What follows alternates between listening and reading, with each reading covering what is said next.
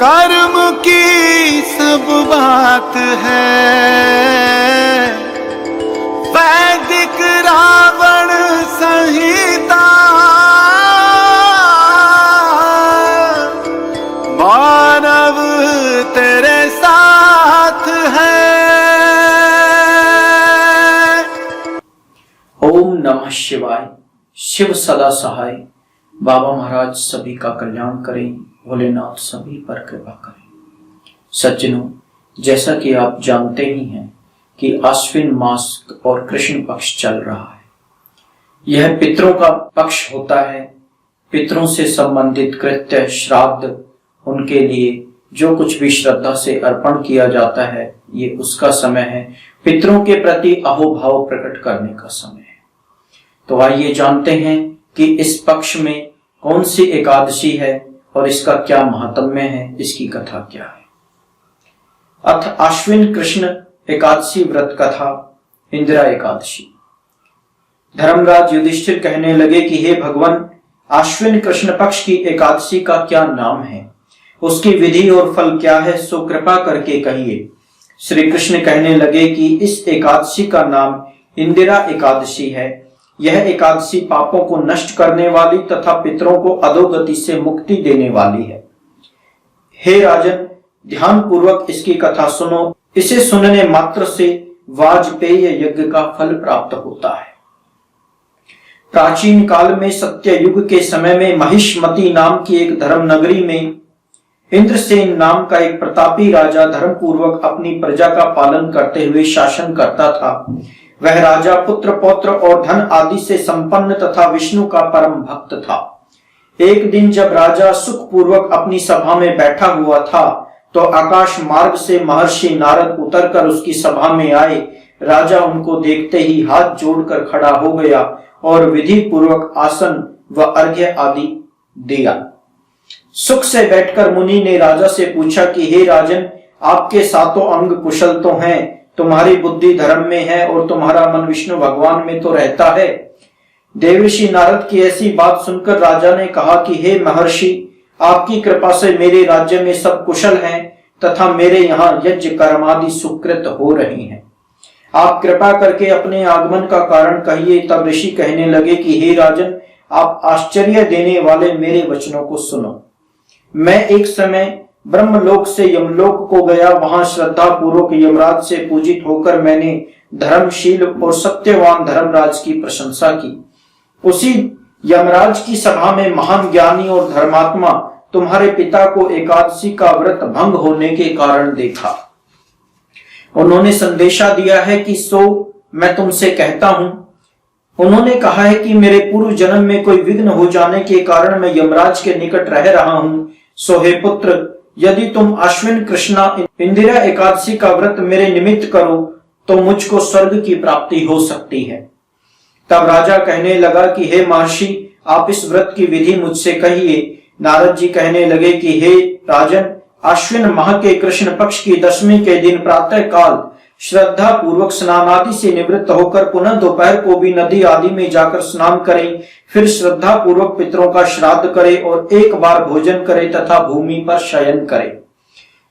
प्रातः काल होने पर एकादशी के दिन दातुन आदि करके स्नान करे। फिर व्रत के नियमों को भक्ति पूर्वक ग्रहण करता हुआ प्रतिज्ञा करे कि मैं आज संपूर्ण भोगों को त्याग कर निराहार एकादशी का व्रत करूंगा।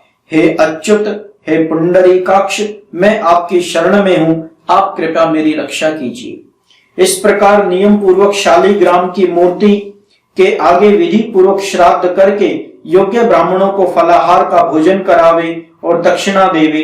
पितरों के श्राद्ध से जो कुछ बच जाए उसको सूंघ कर गौ को दे तथा धूप दीप गंध पुष्प नैवेद्य आदि सब सामग्री से ऋषिकेश भगवान का पूजन करे।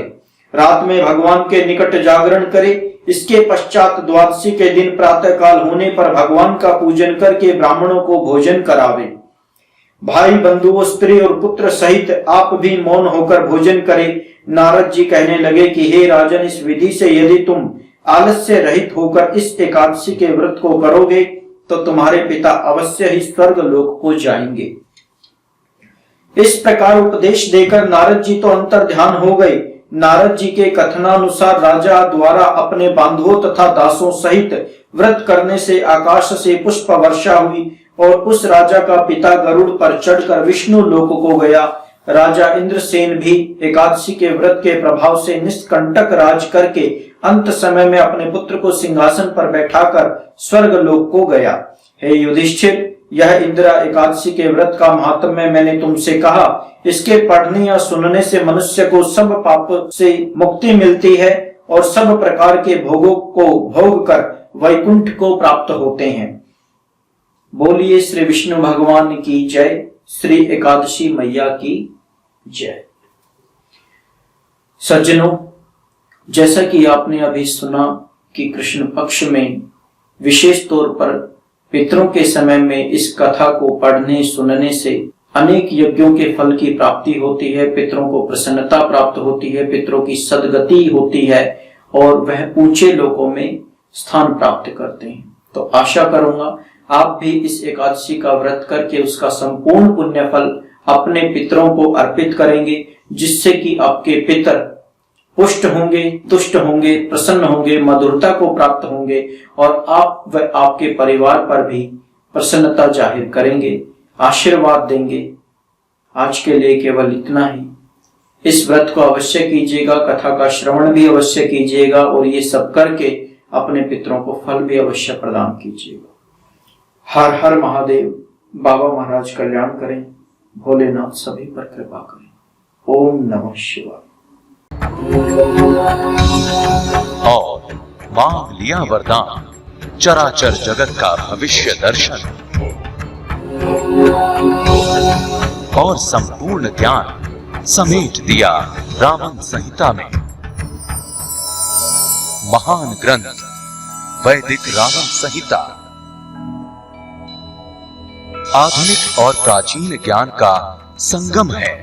वैदिक रावण संहिता आपके 3 जन्मों का लेखा जोखा बताती है।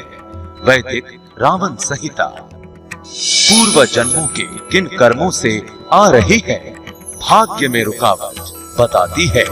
वैदिक रावण संहिता कर्म दोष को काटकर पूर्ण सुखी होने का रास्ता दिखाती है। वैदिक रावण संहिता।